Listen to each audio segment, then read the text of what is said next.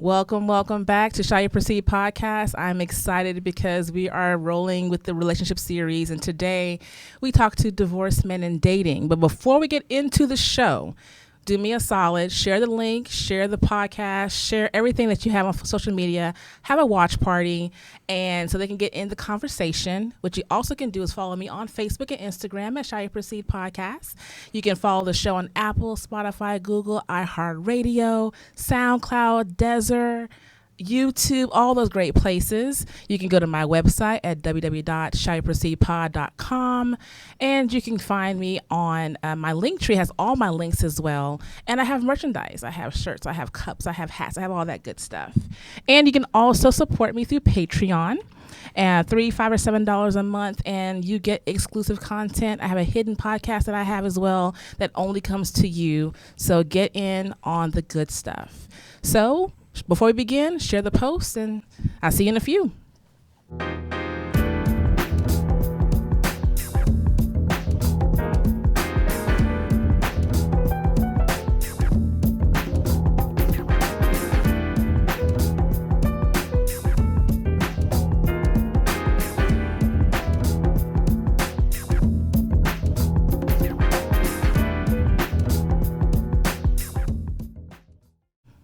Hello again, everyone. I'm excited because this is a follow-up show to what we had last week was divorced women and dating. And today I have the menfolk to discuss divorced men and dating and how that looks for men in this new 2020 world. And I have two amazing guests with me today. I have Dr. Faraji Toure. Yep. He is a playwright, screenwriter, author, speaker, entrepreneur, vet. Thank you for your service, sir. Thank you. He is a doctorate in education and theology from New Jersey, living in Houston now. Yep. And your book was called From the Diary of a Conscious Believer. Right. Awesome. And we can find you on Facebook and Instagram. Yes. Welcome to the show, sir. Thank you for being here. And we also have Mr. Everett Hare Sr. Hare, I apologize. Educator, mentor, father, elementary school principal in Houston. Originates from Brooklyn, New York. All right. He has his bachelor's degree from Dillard University in New Orleans, a master's degree from Texas Southern University, my school. In Houston, you're working on your doctorate degree right now, and you were married for 5 years, divorced now for 3, and you have 2 beautiful children. Yep. Welcome to the show. Thank you. We can find you on Instagram as well. Yes, ma'am. Really? That's what we're going to do? That's what we're going to do today? I'm going to loosen you up. So I have these 2 great men who... well-respected, intelligent gentlemen who are going to talk to me about being divorced and dating. We're going to keep it real fluid, have fun with it, and it's going to be a lot. If you don't want to answer any question, I'm still going to make you answer the question. Doesn't matter what you say. Okay.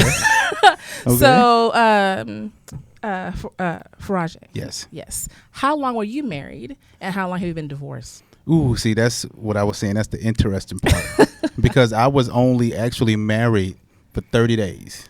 Oh, okay. 30 days. Okay, so you need me to elaborate. You can't. You just can't drop that. You can't go any further. Okay, no. So we were in a relationship. Mm-hmm. We knew each other for numerous years. We were dating for 2 years. Engaged for about 8 months, and then we went on vacation, and on that vacation high, let's get married. Let's do this right now. So we went and did it. So after that point, everything kind of went downhill when you start to merge lives together. Right. So it just went south, and I'm not a glutton for punishment. So if it can't be resolved, it need to be dissolved. So I filed for an annulment. Okay, so let me pause you. So you were together for how long? Officially for about 2 years. 2 years, 8 months. 2 years, 8 months. Mm-hmm. You got the days and the weeks. I'm just joking. So he's probably like, I do. So you were together for 2 years, 8 months. Yep. Engaged for about 8 months. Yeah. And then only married for 30 days. Yep. So what brand new thing popped up in 30 days? Okay, again, very interesting. So she was one of these single till married women, right? Oh. Single till married. I did not know that meant that we can see other people. Wait a minute. Right. So I was clueless. So what happened was bless your heart. at the point where we started to, move in together because, Faraji don't do the shacking up. Okay. So we start moving together. I get a knock on the door, and her son's father's at the door crying because she finally got married and cut him off. So she was entertaining him the entire time. So he's crying, snot bubbles in his nose. He at the door because she won't respond to his messages and all this other stuff. And I'm like, well, y'all two need to talk. You know what I mean? Y'all two need to have a conversation. So you were with this person for 2 years. Right. And had no idea. Correct. We never even had an issue. We never had an issue. There was no fighting. There was no, because I'm not the type of man that runs behind a woman. I'm not checking phones. I'm not questioning. You go out with your girls, your word is the gospel until proven otherwise. Okay. So there was never any, what you call it, like a sloppy cheater or anything like that. No, it was never anything like that. We sloppy was out here. Yeah, we never had much of an issue in that regard. But she was doing her thing. Again, I'm single until I'm married.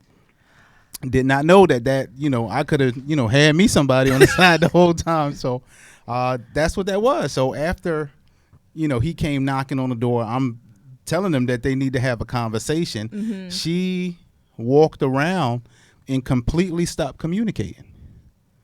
Completely. Like, she's walking around happy. Like, nothing just happened, but she would not talk to me at all. Like, I'm a ghost in the house. She was shamed. That's what that was. Right. I'm sure it was. So at that point, I'm walking around for a week like a Spanish novella. Baby, talk to me.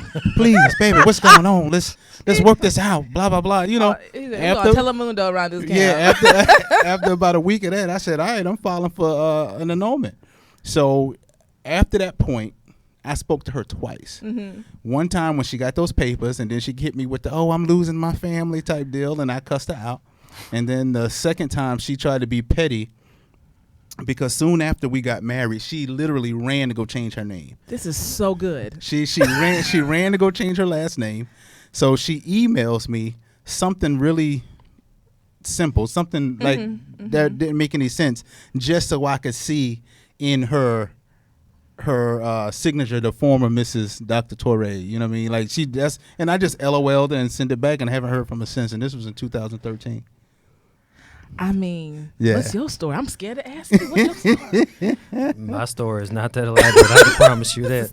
Hard to follow. I should ask you first. I'm saying. Right. So how long we got together before the marriage, and how did you realize it was because you dissolved because she was clearly cheating? Yeah. Had a whole life you didn't know about. Yeah. What dissolved your marriage? So I think ours was primarily just growing apart. A lot of the different stages of where we were at initially. We looked at we were at two different parts at the end, and you try and push and hope that the person is growing with you as opposed to growing apart from you. I think a lot of the progression, I'm one of those people extremely ambitious about things, and so I'm always trying to look for what's my next move, what's the next growth and elevation that I can have for myself. And if you don't particularly have that same type of ambition, things start to create resistance between the two. Absolutely. How long got together before you got married? I would say probably about 3.5 years. So y'all both had lengthy courtships. Sure. And once you got married, did it change immediately? Not 30 days immediate, but did it change immediately for you, or was it because you're only married for 5 years? You said right, and you were together for 3. Right. And so I think, and the research usually shows you make it to 5 years. At that point, hey, you good. Right. But I think you start hitting those rocky roads. And, a lot of times people say, well, did you see the red flags or whatever it may have been? There's different signs, but you're doing your best to try and make things work.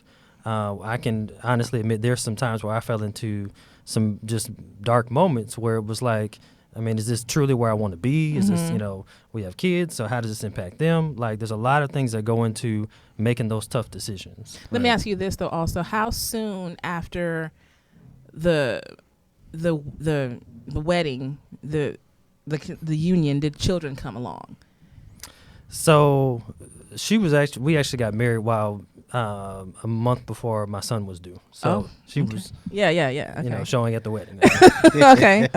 Because a lot of times I think that kind of slows down noticing things because you're in it for the children. Like, let me just go ahead and make this work. Sure. Whereas when you don't have that tie, it's like, okay, look, I bounce. Let me bounce real quick because this is ridiculous. And then once you have children, it's like, okay, maybe a change will happen. So the growing apart happened immediately, or was it on year 5? I think it was 3? over time. She already had a child previously from a marriage.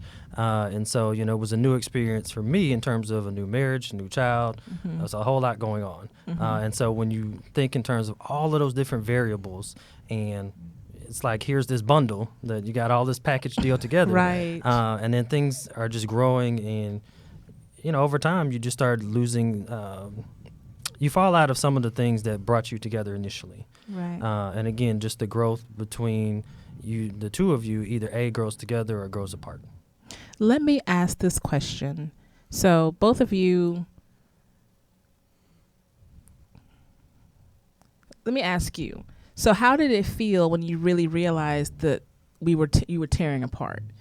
Did it become a mutual, we're not growing together, we need to separate, or you noticed it, she didn't, let's fight about staying together? What was the breaking point? 5 years married, what year was the actual, I can't do this any longer? I think it was a kind of like, again, a multitude of different things. I think when you finally get to that realization, this is like not going to work. Pretty early, but you still are like, okay, second guessing yourself. Hey, as a godly man, is this what he sees that I should be doing?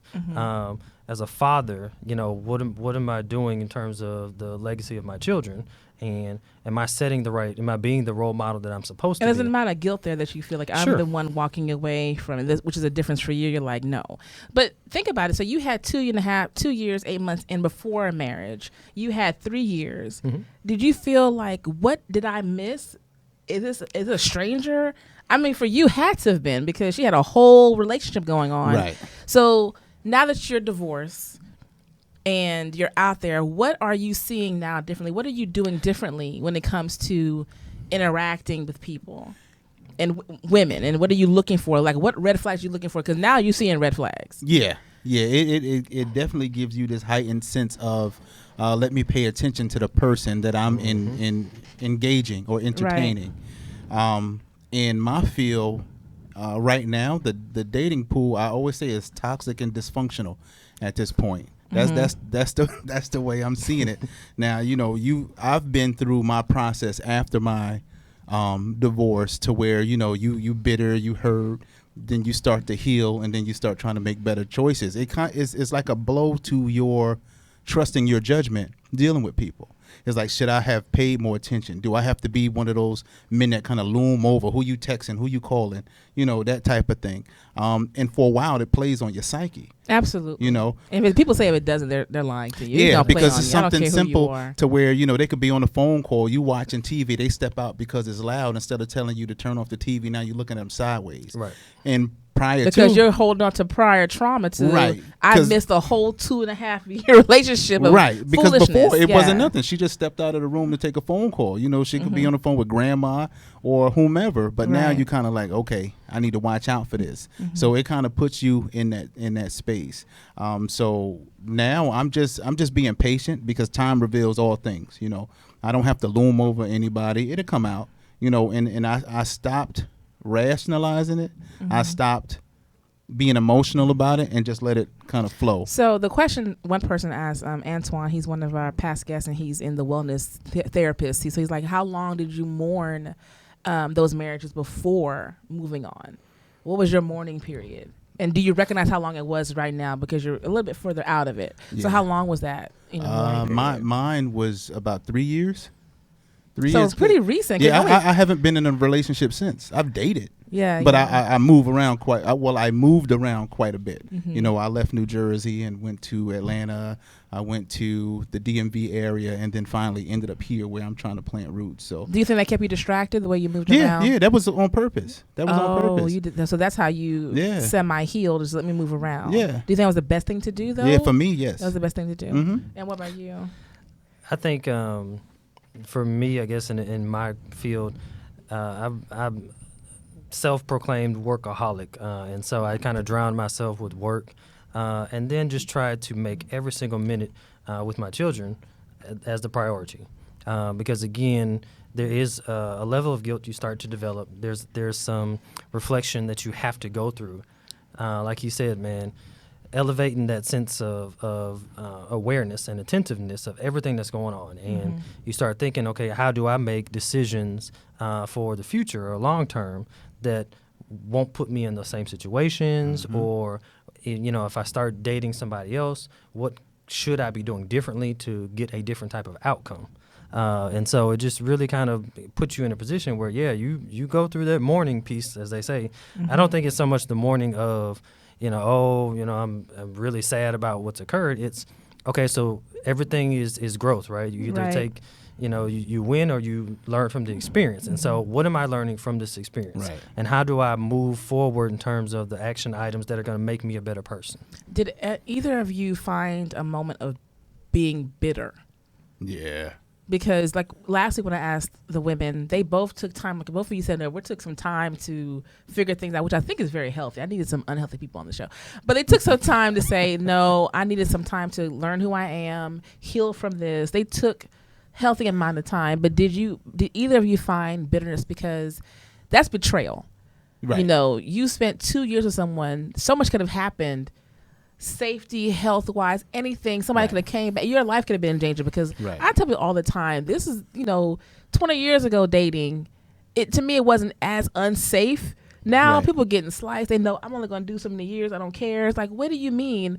Right. And people don't realize their actions is not just going to harm one. It can be a ripple effect. So did you mourn in any type of way? Did you get bitter? Not mourn, but did you get bitter? Yeah, but that's a part of that healing process. I'm not going to say that I was just, okay, let me just step back. And, you try to move on as normal. Right. And for me, it was me trying to move on as normal after you take, significant time to kind of deal with the shock and blow of what just happened. You start trying to not necessarily date, but you start entertaining again. And then when you realize, for me, that I tore some women up out there, you know what I mean? In regards to, hurting their feelings or just being, I'm not going to deal with this. I was very cut and dry. There was no gray area for me. There was no room. You understand that, huh? And my patience was non-existent. I saw a red flag. What, you telling me I can't do what? Oh no, you're controlling. And it may not even been a red flag. It could have been a simple. It could have been pink. Right. It could have been anything. But everything right now, you're looking at every little thing because of what one person did. Right. So and that's the thing about healing. Everybody can say that they healed until they put back in that situation. Absolutely. To where you have to put to the test what you've learned. Yeah. Sure. So I'm healed or whatever. But the minute you get with somebody that displays some characteristic of something that you needed to be healed from, that's the test. I was telling someone that I don't call it baggage or trauma. I call it sand. You go to the beach and sand is everywhere. You know it. You vacuum your car out. You take a shower. You get back in the car. You don't see it. Right. Move that mat real quick, to the side, and you remember the whole entire day. Yep. And that's what happens. It brings you back, and we can say we're healed. I thought I was healed from a situation, and I just saw the person, and I couldn't talk.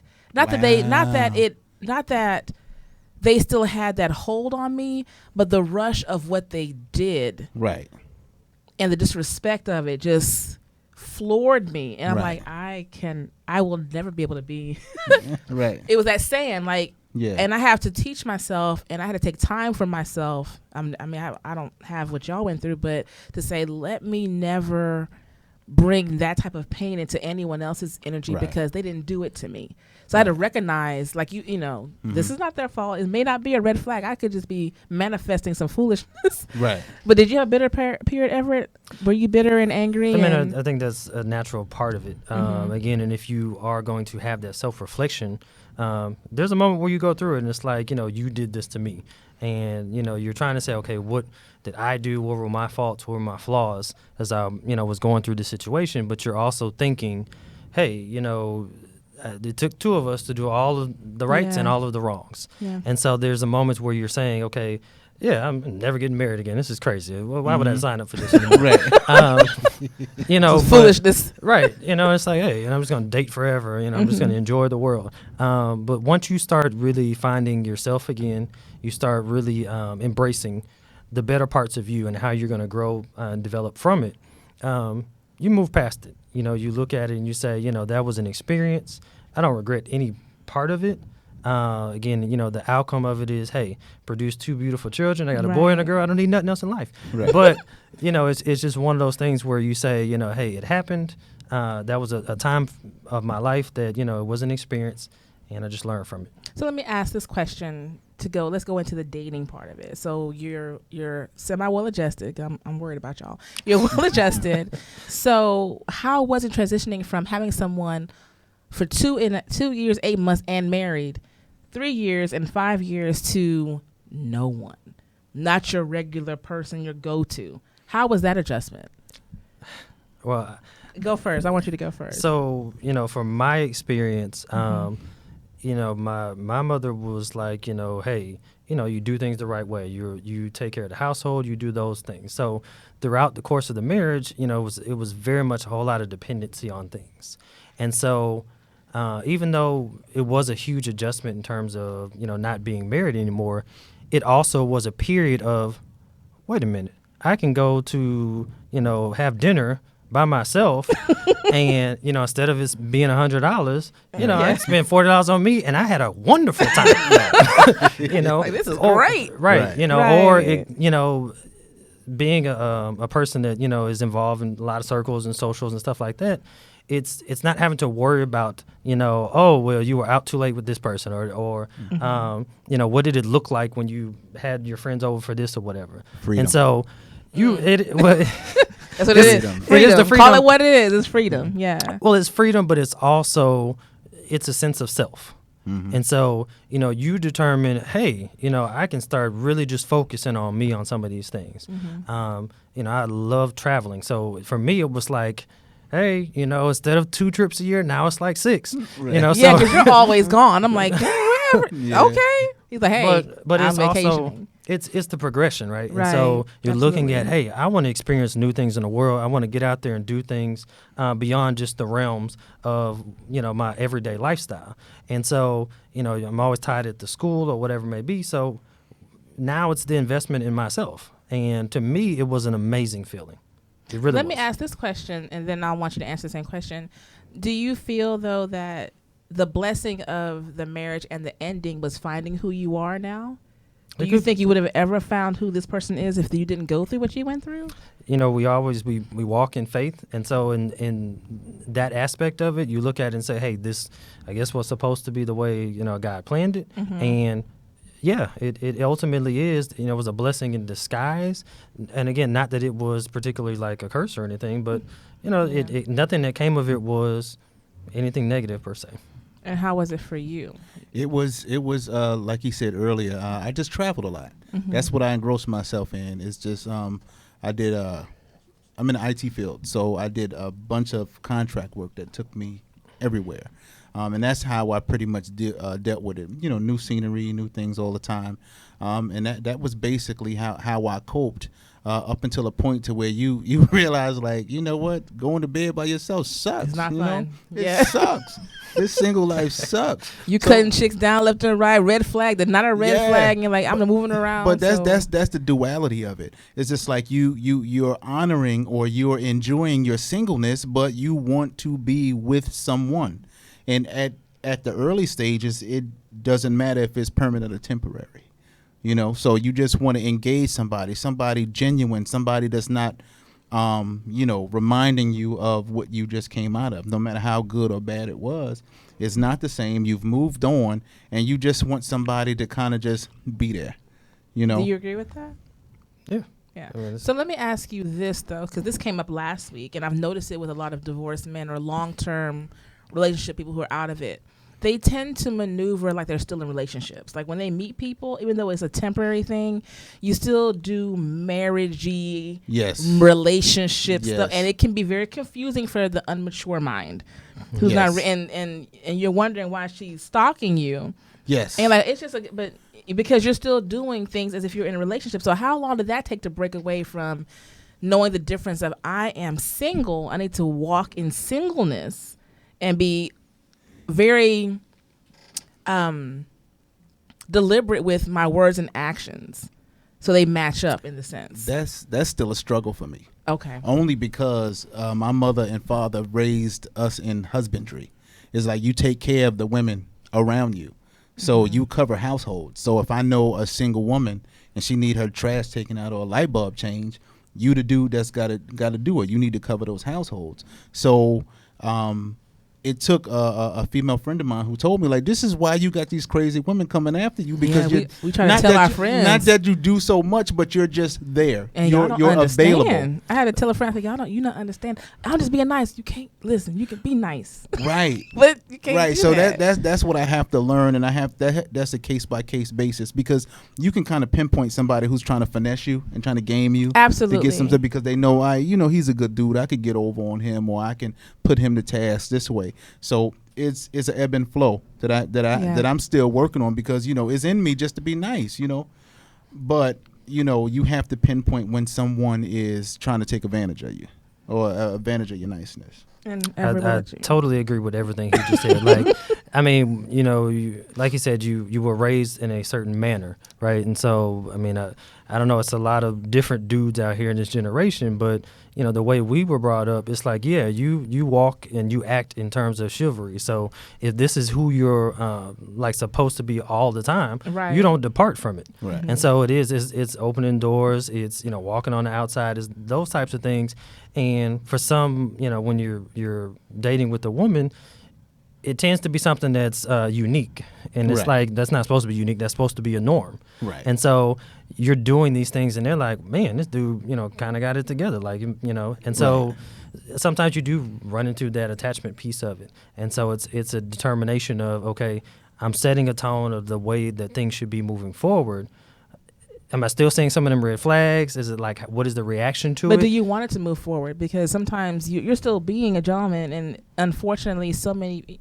I love to say, it's easy for people who are not used to certain type of things. You can tell who's not used to certain things. But and when you're used to it, it's easy to just walk into it. Or if someone's always been doing things for themselves, it's kind of hard to realize, oh, there's someone else right here. No disrespect, I forgot that you're there, type of thing. But how do you maneuver that when it may be someone you just want to get to know step by step? So you don't want to change who you are, right? But you have to make adjustments, right? Right. So I dealt with a situation the end of last year, to where I had to explain to a woman who initially I attempted to get to know, and it just wasn't going to work for me. And she's giving her rebuttal, and I'm like, just because I'm a nice guy, just because I treat you well, don't mean that I'm the one for you. Right. You have to understand that. Like, I'm gonna be nice regardless. Who I am is who I am. That still don't mean that we're right for each other. And I think people try to force the point because you're nice. Right, but two good people still don't mean that they're right for each other. No, you could be a good all. woman, I could be a good man, and our lives will completely And it's not amazing mesh. how people don't want to understand that, and they get very upset. And the other part of it is, I think, because of the background experience that we've had, we developed that sense of cautiousness about certain things. And so it's not even so much like, if there's a level that seems like it's hesitance or resistance, it's really just processing. Like, okay, hey, went through this before. Is this kind of the same path that we're going down? Or, but you're trying not to be immediate. This is what it is. And I think we turn into overthinkers. Of course. Because now you're thinking, okay, wait a minute. I don't want to always think everything's a red flag, but this looks like a red flag to me. You want, everybody wants transparency. Yeah. And again, you don't want, I don't want to waste people's time. I don't want them wasting my time either. You want to move forward. You want to have the end game, which turns out in everybody's favor. But you got to go about things the right way. And to determine the right way, sometimes it's a longer process. What was the strangest thing you noticed getting back into the dating scene that you're still not very comfortable with? Things are different. Yeah. And people, and like last week, they're like, I was like, no, it's different. I'm telling y'all it's different. It really is. And I'm trying to summarize, because I could go on for a while with this, because I had I'll cut you off. I need to cut you off. Often it's nobody is being genuine. Everybody, no, I can't even say, let me not say everybody. There's a lot of people still stuck in some immature thinking in regards to relationships. Everybody's trying to skip steps. I find that a lot. It's just like a lot of I'm trying to watch my verbiage. Not a lot, but some of the women that I have ran into, they want you to fall head over heels quick. And if you don't, there's an issue. 2 weeks in, and if you're not confessing your love for them, it's just like you wasting their time. And I don't understand, because everybody wants to be, they want to marry their best friend. That's the thing. I want to marry their best friend, but they don't want to take the time to get to know a person. And that's important. Getting to know someone's important. You can have fun and you can have the whole lustful situation, but take the time to get to know the person. And that's what I'm finding that doesn't take place, because prime example, if I shoot my shot, right, at a woman, and she, all net, it hit, but there's no effort placed. So me, I'm just like, I'm very intentional. Okay, well, let me plan something. And then there's like no conversation, no call, and I hate the phone. So me trying to call or text or whatever is effort for me. But if you're not giving me no effort, you're just waiting for this date to happen. I don't know you. I'm not going out with a stranger. You could kill me. You could set me up. All types of stuff. Dangerous. So I'll cancel it. And then, you playing game? No, I called you several times. I'm not getting a response. I'm not just going to openly just come out and start willy-nilly start spending money on somebody. Like, it should start if there's an interest to where get to know the person, because you don't know me either. I can be a serial killer. Yeah, you could be. Let me scoot over. These are facts. That's another part I want to bring. Go ahead. I'm sorry. I also think what everybody really is searching for is also some form of reciprocation. So when I'm putting out, the energy that I'm giving out for this situation, I'm looking for it to come back to me. And so, if I am the person that's reaching out, or I am the person that's extending that olive branch, if I don't see that branch coming back, again, that's not a direction I'm trying to go in.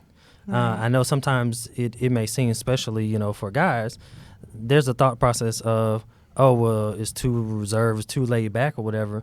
But you're reading the person, you're reading the language, you're reading the movements. You're trying to really determine, hey, is this flow going to really be reciprocated between the two of us? Do you think it was easier, it was easier dating before marriage than it is right now, because it was easier to understand and read, and everyone, not everyone, but majority of people on the same page of how things should be? I think the culture of dating changed. Yeah. Because again, it was just 2013 when mine ended. It wasn't like it was in the 90s and then right. The 2000s. It's pretty recent, but it's a big difference. The culture of dating changed, and I heard a lot of feelings. But I said, when I moved to Texas, and I only been here 2 years, women down here like to share. I swear to God. The amount of married women who got whole husbands at home, boyfriends at home, or whatever, that are willing to entertain new individuals. Like I started dating a woman who, just out of general conversation, divulged that she was married seven times in the last 4 years.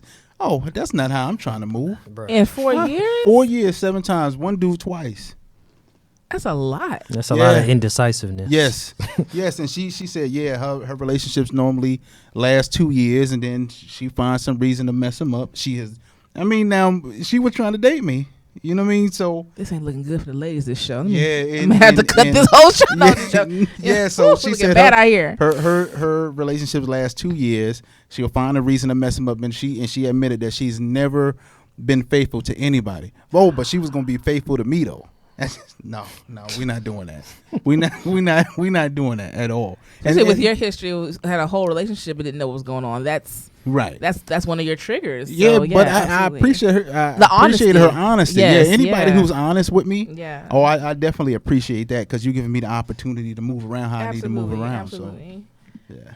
So let me ask both of you this, because you're men folk, and dating. Society loves to say that it falls on you. So the financial part of it, being divorced and date. Do you have children? So how is it with that when you're trying to date and be sociable, and society thinks everything should fall on you financially? Everything like what? Like dating. Like I did a show where they were saying that dating can cost, being single or dating can cost like $40,000 a year. And someone said, "Who $40,000 where?" I'm like, but think about parking in Houston, going to, I know for me by myself, I can spend $100-something easy just on me. You know what I mean? So how is it for you wanting to meet people and date, and having the mindset that you have of taking care of people, to date, do you date multiple people at a time? Are you real selective? Is it a financial burden, kids and your own life, and now trying to have a social life, and it falls on you? So I think, first of all, being selective is important. Knowing what you're looking for specifically.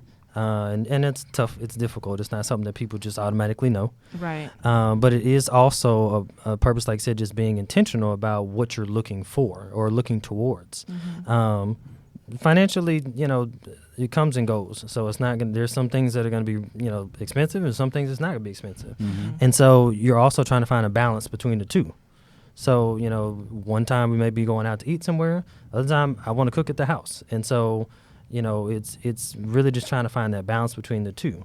You always want to be that person that, you do spend a little bit because, you want to experience it at a heightened level. Right. But you also want to know that I go back to that reciprocation. I'm not looking for people to go Dutch and all that. I don't believe in that. But by the same token, if a person does it out of the kindness of their heart and it's like, hey, I just wanted to bring you lunch. That's a great feeling. Right. You know what I'm saying? So it kind of says, okay, cool. I don't mind doing these types of things. Right. There's a level of understanding in terms of the children. And so, once you get to that point after you spend some time and say, okay, I might go ahead and start introducing my children to the situation, you're still kind of analyzing how does this work with incorporation of the child and, dating this person. Because things can change. Absolutely. They're really good with you one-on-one, but add the kids and it's like something the interaction totally for some people is Right. totally different. And that can, that red flag can keep popping up. Right. It just kind of and stick in the sand like you staying there. Oh. What about for you? See, well, my daughter's grown. My daughter just turned 24. She got kids of her own, so that's not a factor for me on my end. Gotcha. But in regards to dating, it can get expensive. But I think I found a solution for that because I kind of like force women to get to know me outside of just constantly dating all the time. Every weekend you going out. I'll do because eating is expensive, so I'll go do some fun stuff. Let's go bowling. Let's go to Topgolf. Let's do something like that. Different. Right. Out of that. So that's how I kind of counteract that. But I don't mind spending money because I figure like if I invite you out, I intend to pay. Now, I've had situations to where, me and a woman was spending a lot of time together and we just started alternating. So one weekend, whatever we did that weekend, I paid for it. The following weekend, she did the same, and I was cool with that. I wasn't looking for it, but it was something that she wanted to do because she felt like, we going out a lot. So let me go ahead and take so that's what that was at. Let me pause you. Do y'all hear that? We do pay. I don't know why some of the I'm having a small rant, but I have so many guy friends or people that I know sweeping down we don't pay. Like, yes, we do. A lot of us pay. Like, I don't know why people think we don't pay. Well, they running into people who don't or don't want to. And then then there's a problem when you do pay. They're like, oh, you pay? I'm like, yeah. Well, I asked you, why? Come on, like you said, it's expensive. Why not flip flop? Right. I'll cook you dinner. I'll pay. It's not a big deal. Yeah, but it's not. I think that's when because it costs a lot of money after a while. And then because I've heard in conversation, I'm not gonna let her disrespect me. I'm the man. Blah blah blah. You got to do what works. You know what I mean? You have to do what works because even if you got it, you know what I mean. I'm pretty sure there's a lot of people that make good amount of money. You would like to save some of that money. Yeah, it works. But I'm gonna let her pay one time. Like it works. I'm gonna let her pay one time. Why not? Yeah. So let me ask you this. So with all your healing, did either one of you decide on therapy and seek outside assistance to help you heal besides rolling and keeping nonstop moving? What else did you do besides only dealing with yourself to heal? Did you get some outside help from therapy? I mean, counseling is a part of life that everybody should experience, regardless of what aspect you're going through. Also, the time frame of going through a divorce, I was also going through a depression piece because I lost my father. And so going through that whole situation kind of at the same time, and it really was just a series of death. They say it comes in time. So I'd lost my father, I'd lost a good friend of mine, I'd lost a mentor. So it was just like, all these things are falling apart, and this is just another piece of it. And so, I self-reflected and said, you know what, I'm going to go do this counseling piece on myself. And I offered the counseling in collaboration, but it primarily was just me going. And so I just continued it on. And, it helps. People Yeah, can't say it doesn't. It does. And it's funny that you said that, because the year before I lost my mother. And then in 2013, that's when, the divorce happened. But yeah, and mine wasn't immediate. I tried to heal myself first just by getting over it. But even till this day, I'll go speak to a therapist just for life, because, I moved to a city that I've never been to. Right. Don't have family down here, just started to get friends down here. So you need that outlet. Because you walking around, and I was walking, and I felt like my shoulder and my jaw real tense. Tension. You had I'm just like, nah, somebody gonna get knocked out. So I need to go talk to somebody. Yeah. So yeah, that's what I did. And I think with that, with the loss of a mother and a father so close, and then you're going through, you had a shock, Mm-hmm. and then you're looking for probably support that's not there. Absolutely. And then growth is not happening. That's a lot of compression. That's a lot of different things. When you reflect on that, do you feel that may have been why you rushed the whole let's get married right now on this vacation? Mm-hmm. And do you feel that what didn't look like growth and support may have just been your own depression and your piece of it? It definitely could have been a part of it, and I would definitely attribute some of it, because when you actually go through like that tough loss, if it's a parent or somebody close to you, that's a person that's been a source for your life, a person that's, you've been able to go to and say, hey, this is what's going on or whatever. And that person usually is the person that's also holding you accountable, say, you messing up doing this, and this. Yeah. Right. And so. And you don't want to hear it, but you have to. But they don't know you. So but it tends to also be that one person that you always listen to, or always can, say the right things to say, you know what, you're right. Let me try and take a step back and do something different from my side of it. Mm-hmm. So when you lose those particular sources, and then you're going through a situation, it's like a double, It magnifies. Yes, it just becomes, this is a whole lot. It's a double loss. Yeah. Mm-hmm.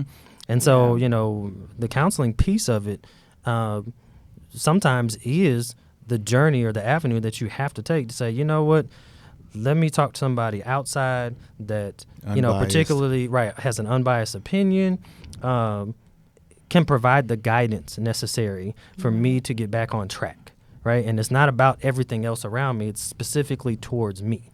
Mm-hmm. And so when you start taking those kinds of steps, and, that person is actually, openly having transparent conversations, and, it's like, oh, well, you should try thinking about this, or did you ever look at that from this vantage point? Your mind starts to shift back to focus more. And so your vision is like, okay, now I can literally get back on track and move forward in the right direction. And what about you? How it felt for you? Because you said you waited later, though. Yeah. I waited much later, but it was basically the same. It was definitely needed. It was definitely, it definitely helped me, because at the point to where, again, like, you lose a parent, and that's why, again, through therapy, helped me realize why I cut it off so quick. Mm-hmm. I'm not going to continue suffering. I just suffered. Yes. So let's get it over with right now. I'm not walking around here looking at you crazy. You ignoring me. So, and you're already going through hurt. That's emotional abuse. Yeah, that whole silent treatment. I'm watching you happy like nothing just happened. And I'm not laughing at you. I'm laughing now, because it's just like you really like around the house, like, because when I say that I'm reliving seeing her, like, you really around here happy. Which personality is it today? Yeah, like you walking around here like nothing just happened. I think it's the sheer disrespect of it. Yeah, it's just and it wasn't wrong like, and strong. They walk it around wasn't wrong and strong. like it was something that we couldn't get over. Because for me, this is me personally, cheating, I've been cheated on before. When you're young and you find your girlfriend and she did something you can't eat for 2 weeks and you balled up and then you ready to die, like that don't happen to me no more. Through a lot. He's like, I don't know what you're talking about. That doesn't happen. Like, so right. Cheating doesn't faze me. It's just like, okay, now that I know, let me govern myself accordingly. So let's have a conversation about what happened and how we can move forward or we cannot. You are not giving me the opportunity to resolute with you. Yeah. So I have to take the steps. And then when you call me, told me you losing your family, I lost it. I said, listen, like, basically, I'm a choice words. Yeah. I mean, you don't have to be choice words here. I let people speak freely, but do whatever you feel. Listen, I just basically told her you didn't care about your family at all through this, because it wasn't. She had a son. you know, six, you know, and I understood after the fact how she felt, why she ended up still dealing with him, because some guilt she was feeling with the child, because the child wasn't right. You know what I mean? So that was a doorway for them to do whatever, but he still had feelings. So something happened with them that she stepped out, but then she backtracked with this joker. And you can't backtrack. Y'all, let's just be real. You can't hold somebody on a leash like that, because you're causing more and more hurt, and then it could have been detrimental. You could have opened the door and it could have been a lot worse than what was going on. Yeah, absolutely. Yeah, so that's what that was. But anyway, you know, it helped. I think you need to go back to your therapist and talk about it. No, I go all the time, every Thursday, baby. We there. So let me ask y'all this. So what mistakes have you knowingly know you've made getting back in the dating world, besides being too kind? What we didn't talk about. What mistakes you know you've made? Like, I made some real jacked up mistakes. I skipped steps. I've skipped some steps. You know, you go right past the courting and just like, you seem pretty cool. You seem normal. You know, just whatever that is. Yeah. You know, you don't seem like, you know, or you just in that rush because you want somebody. You know, you at the point to where you just want somebody there. And this person that haven't shown you many red flags or none at all. So you like, let's go with it. So I've done that, and then kind of like seen after the fact, like, oh no, I messed up. You know, so you got to go through that whole backtracking thing. So I think you also sometimes you go through a phase where you look for the opposite of what was there. And so, you know, you're like, okay, I dealt with this part of craziness. Let me find something that's totally different from that. And it's the same thing. You don't realize you pick the same inverse, thing, the different package. Right. Same crazy. Yeah. I've said that many times with friends of mine. I'm like, you do know that's your ex-wife, right? Just a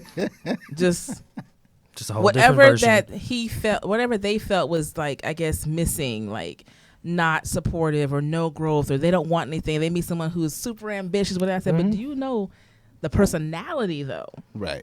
Not not that part. You like, you do. No. I said, you do know. See, she batshit crazy, right? Right. Yeah, I think that's what I key in more about somebody who meshed well with me. Yeah. Like and it kind of taught me what I don't want. And my ex-wife, she wasn't. Oh man, what's the word that I'm looking for? She wasn't mannish. That's not the right word. Masculine, like, you know, there's some people have this masculine. She wasn't at all. But it was kind of like that, you know, because I'm gonna just say that women lie by omission. They not telling you something, thinking they will not tell you something and feel like they didn't lie to you because I didn't tell you. I didn't tell you a lie. I just didn't tell you at all. Men do that. Right, but we not volunteering people information. do it. Listen, men do that also. We doing a men's point of view right now. So let me have my moment. Let me have my moment. You know what? You show right. Go ahead, have your moment. So that's what that is. So I look for those signs so I can move around them, so I don't have to deal with that again. You know, so that's a major thing for me. What? He said, "Listen, man, you know you're right. Thank you. Checking me real quick. Yeah, bring you back on. Stay on topic. Stay on topic. So, do you see marriage in your future? Yeah, absolutely. Yes. Absolutely. I mean, like I said, you go through that stage, and you know, you say, okay, I'm just gonna do this a little differently, but. You know, I try and figure out, I can't even say it's doing it the right way. It's more or less doing it the way that is going to be progressive for me and that person. Okay. Right, but that is the right way, because I think relationships, anything, we fall off because we try to adhere to some cookie cutter type of this. It's not like a standardized, this is the way it has to happen. Right. Because my longest relationships that I've had in life were people that I gelled with just that quick, and all of the breakups that I may have had were not bad breakups. Right. You know, I moved a lot, so you know that kind of, you know, broke some relationships up and then kept me out of relationships. So if I'm only here in Texas for a year, why would I have somebody permanent? You know, you have to maneuver that way. You have to know how you have to walk that way, so no one gets attached to you that way. Right. But then you're demonized for it. Anyway, you won't let nobody get close to you, blah, blah, blah. But that's the way, I mean, that's not the judgment is real. Yeah, no, it is. But that's not my story now. Like, you know, I'm attempting to plant roots here. Mm-hmm. But, you know, me bouncing around to I lived in Evansville, Indiana, and all these other places that I'm there. But for that 4 was your months, healing 6 process months. as well. You said that. Right. Yeah. So I had engrossed myself in work, and work had me traveling around. So if you meet somebody you gel with, and then my conversation is this: I'm only here for 4 months. So if we're dating, you have to be able to leave with me, or we need to part at that point. You know what I mean? And a lot of times women, oh, yeah, no, that's no problem. I can move with you. At the time it's time to move. I'm not going nowhere. Junior in school, and my mama live here. So like, you knew all of that before. Let me ask y'all a question. So I've met many men and women who only date people who are divorced, who have been married before. Is that your mindset? I only want to date someone who's been married before. And I have another person I know who will not date a woman who has children. He has kids. Right. But she can't have no children. Honey, it's crazy. But what are your rules in dating? What are you? I don't want to know what you're looking for, but now that you have a different view and scope, what is it? Mine is I do not want to date a woman who had multiple marriages. I can respect that. You know, multiple marriages. Like and you then said, it's an inconsistency thing, right? And then if they have children, if the father is a present or absent father. So, you know, I don't want to be with the woman who has this revolving door with a part-time dad. You know what I mean? Like, I don't, you know, because that just causes issues. You know, or if you got some dude who still think he in a relationship with you, your baby daddy, you know. So I don't, you know, there's nuance. Yeah, it's just who wants to deal with that nonsense. So that's generally my biggest. Okay, Everett. I agree. I think you don't really have just this bias towards people that were, you know, have been married before, or even people that have kids currently. You look at it for, number one, is the mindset in the same frame that I'm in. You're looking for some of those tendencies. He's absolutely right. You don't want somebody who still has, not so much even just the baggage, but you got people that are lingering around. Or you don't want somebody who, has shown a lot of inconsistencies in the past. And so you're kind of looking for somebody that's going to stay on the same page with you. They may not be on that page initially, but hey, we're moving towards that direction, and then we're going to stay on the same page till we finish this book. Is it hard to not have the mentality, get in where you fit in? Like, you've been through your hurt, and you're in a new journey. You know who you are. It's a new you, and you have a lot going on, both of you. To meet someone and say, look, you just need to get in where you fit in. You may not say it, but your actions speak that. It makes sense what I'm trying to say? Yeah, it does, and I would say no. Because I'm so intentional. It's just like having somebody like a producer and a consumer can't be in the same relationship. You know, the producer's trying to build some stuff and the consumer's just taking away. So for me, like, if a woman doesn't have, not that she doesn't have hustle and drive, but if she doesn't have anything going on, is more than likely that she's not going to understand. Right. Because the same thing that attract women to me, oh, you got so much going on, you're doing this, that, and the third, but then when we're in a relationship, you got too much going on, like, you know. So I've experienced that over and over again. And outside of trying to self-assess and check myself, I had to understand that it's the mindset of some people that I just can't gel with. They might be good people, they might be, you know, wifey material, whatever. We just won't get along in that aspect in the long run. So we'll agree. I mean, people, I'm a woman, I can say it. So, I mean, many of us will agree because it sounds good, because you see someone and they fit what you think is ideal in your brain, because women tend to date and they're already married you in their head, which is crazy shit. But they've already married you, and men are more like day to day, because you're looking for when she gonna change. What's gonna happen? Shoe to drop. When it's gonna drop. And what I've noticed, though, a lot of men, when you don't change and you're really who you are, they have that trauma, like, yeah, she full of, no, something's wrong with her. And like, nothing's wrong. Or women are telling you what you want to hear. And then as soon as they get you, all of a sudden, it's a piece by chipping away at, and then you don't realize it until it's like, your friends are different. You don't hang out like you used to. Everything's changed. See, but that's the thing. Going through divorce, it heightens that sense. So I'm on it. You know what I mean? I'm on it. Like, you're like, I see it all. How are you picking me apart now? You were just giving me all types of accolades and everything else. Now you're picking me apart. Now there's an issue. You know, so there's some adages that I live by. Like, if you can't handle the attention that somebody get, don't be with that person. If that person is popular, that is true. They doing a lot. They have to be here and there, and you can't handle it. don't be with that person. Be and on their the flip friend. of that, if you're a person who's out there a lot and you're with someone who doesn't like the limelight, don't force them in that limelight. Right. Because that's not, let them, if they want to stay behind, let them stay behind. Right. That works for you. I think you have to make your own relationship rules. Right. I don't believe in the whole goals and what is like what works for us. What works for us. Right. If that's not your thing, I'm not going to force you. I mean, every once in a while, come on, babe, maybe. Right. But You can't send force an that. invite. Yeah, but you can't force that person as if they shouldn't force you or try to change you. Mm-hmm. So, did you already answer that question? I'm not sure if I did or not. You but, did not, but I want you to. I think also just paying attention, being very attentive to the movement, being paying attention to the behaviors, because you start seeing things differently from this vantage point. Yeah. And so, again, you're not looking for things to just go south like at one particular moment, but you're looking at the reaction piece of it. When you get into that, heated debate, okay, is this something where, hey, this is the walk away moment, or is it, hey, you know what, I'm upset, but I'm still going to fix this food and we're going to sit here and talk about this. Right. Does the communication piece of it align with where you guys are both going? Because if those pieces are not intact, I mean, you're just idly being in neutral. And that comes with transparency, good communication, and like you said, not just quitting at the first little argument, because you're learning a person and their communication may be different, or they're not used to someone who communicates. It's like, let me get the words out. Let me form what I'm trying to say. So, Agreed. Cool. So y'all all healed from your marriages and you're dating with the purpose of hopefully getting married again. Say what now? No. I love how you caught that, huh? Yeah, no, yeah.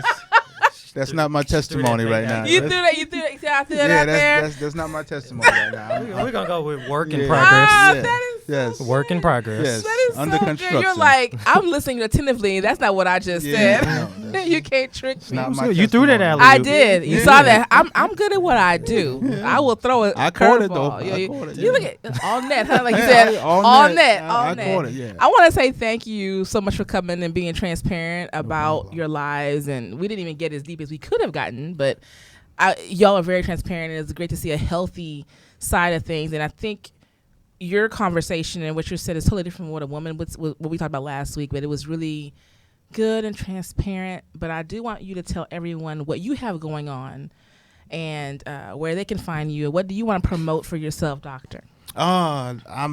You can follow me on social media on most platforms. Yeah, all platforms at I am Faraji Torre. I'm in the process of building some things now. Like I'm not pushing anything currently. Okay. I'm in the process of writing a play, process of finishing book 2 and 3, and that's about it. He has an IMBD profile, y'all. I mean, like, he has a whole book out here. Like, he has an I think it's amazing. I'm a movie person. Like, you have a whole IMBD profile. Yeah, that was Star for status. a project. I mean, he's a star status. status. Like, let me step back. No, you know? no. This is micro celebrity status. Micro. It's Yeah, still a much. status though. It's a little something. you out here doing something. Yeah, I'm trying. Yeah. I'm trying to. Well, you have to come back and promote whatever you have I sure coming will. on. Oh yeah, I absolutely will. I didn't even think about that. Thank you. I appreciate that. Thank you. Yeah. Like, yeah. You're going to be the plug. I mean, Yeah. I have no problem people come back and promoting anything, and send it to me and I'll promote it for you as Okay. well. I want to say thank you there for coming out. I really Yeah, no appreciate problem. it. Everett, anything going on with you? Um, Any more world Just traveling enjoying- going on? Right now, I'm focused on my students at the school. I'm always looking for volunteers. They come on to Sunnyside, Houston, over Bastion Elementary. Okay. Come read to some kids, be a change agent for the generation. Any community organizations, anybody that wants to come out and donate. So you need people to come read to the children? all the time. Okay. Yeah, All the time. I heard about that when I first got here, and then they told me I had to go to some website to register, get fingerprint, all this other stuff. I got you. Just come on to the Yeah, school. yeah, I just okay. need the Really? bodies. Yeah, because I just yeah. signed up for something in Fort Bend to go to the juvenile place to do something or another. But okay. Send me the information because I have a group of ladies that would love to do that. Absolutely. Okay, well, Absolutely. look at that. Give and take. Connection. Blessings. Blessing. Absolutely. I want to say thank y'all so much for tuning in. This is the Divorce, Men, and Dating, and I think it was really insightful and informational, and it was fun. You know, got some whole lot going on. 2 different stories, but the same end result of healing and growth and learning who you are. And it's not the same story for men and women, but we all go through our own journey, and there's hurt out there for everyone. It's just all about healing and being transparent and not putting that hurt onto other people and recognizing those red flags and not making the same mistakes or errors in judgment that you've made before. Hopefully you enjoyed the show. Share the show. It's going to be out there forever. I will share it again tomorrow. Make sure you follow me on Instagram and Facebook at Shall You Proceed Podcast. And you can find this show on YouTube, Spotify, Apple, Google Play, Deezer, iHeartRadio, and SoundCloud, and it will drop everywhere on Thursday. And on Thursday morning we'll have a live chat on YouTube when it drops, premiere, and we can chat with me at 8 o'clock in the morning about the show and add your comments, and I'll make sure the gentleman here gets your comments and questions. If you want to also contact me and be on the show, you can email me at elisemain@gmail.com, or you can give me a call and leave me a message at 832-409-1221. I love you, and I'll talk to you later. See you in February. Bye.